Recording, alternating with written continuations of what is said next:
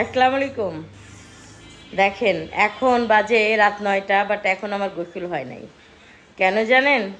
এই যে একটা পাখি বাচ্চার জন্য। পাখি বাচ্চা সারাক্ষণ আমার কাছে থাকবে। আসলে আলসেমি করে গোসল করা হয় নাই। চিন্তা করছি যে রাত্রে একটু হেয়ার প্যাক দিব, দিয়ে তারপরে গোসল করব।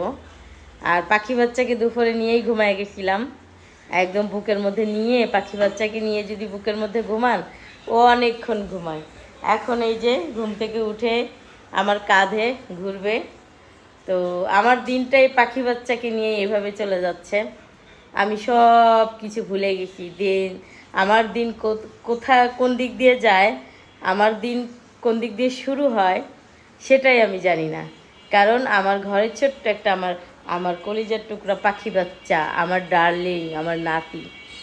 আসলে যে কোনো ঘরে দেখবেন ছোট বাচ্চা কাচ্চা থাকলে না, ঘরের সব কিছুই চেঞ্জ হয়ে যায়। শুধু আমার না, আমার মেয়েদের একই অবস্থা।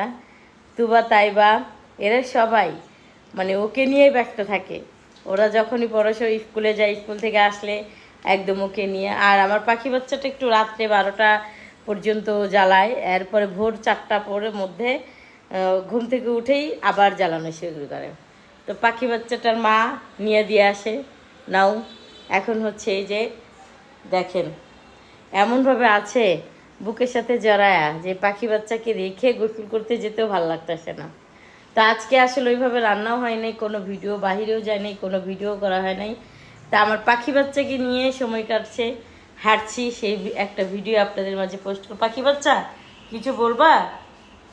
ও পাখি বাচ্চা, তুমি কি কিছু বলবা? পাখি বাচ্চা বলো, তোমরা সবাই কেমন আছো? বলো আঙ্কেল, আন্টি, দাদু, নানু, নানা, সবাই কেমন আছো তোমরা? অনেক অনেক শুভেচ্ছা রইলো তোমাদের জন্য। আমার জন্য তোমরা অনেক অনেক দোয়া করবা, যেন তাড়াতাড়ি বড় হয়ে আমি নানুর হাত ধরে হাঁটি হাঁটি করে একটু হাঁটতে পারি। তোমরা আমাকে একটু দোয়া করবা, হ্যাঁ নানু ভাইয়া, নানা ভাইয়ারা। পাখি বাচ্চাটা, আমার পাখি বাচ্চা কিন্তু ব্যাট ব্যাট করে চায় রয়েছে আপনাদের দিকে। তো যাই হোক, ওর জন্য দোয়া করবেন, আল্লাহ তালা যেন সুস্থ রাখে, ভালো রাখে আমার কলিজার টুকরাকে। নানি যে কী জিনিস, আমার মাকে দেখতাম যে আমার মেয়েদের জন্য প্রচণ্ড পাগল ছিল। আমার মেজো মেয়ে তো আমার মার কাছেই থাকতো প্রচুর পরিমাণ। আমি না আমার মেয়েদেরকে কখনো একটা থাপ্পড় দিলে আমার মা আমার সাথে ঝগড়া করতো। তো কেন করতো এখন বুঝি। এখন যদি ওর মা কোনো সময় একটু ধমক দেয়, আমার না কলিজার মধ্যে যা লাগে, ছ্যাদ করে। তখন ওর মাকে ধরে আমি মারি, সত্যি কথা।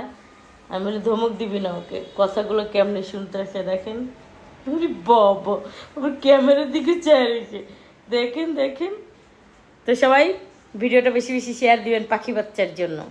হ্যাঁ, আমার পাখি বাচ্চাটার জন্য ভিডিওটা শেয়ার করে দিবেন। ভালো থাকবেন।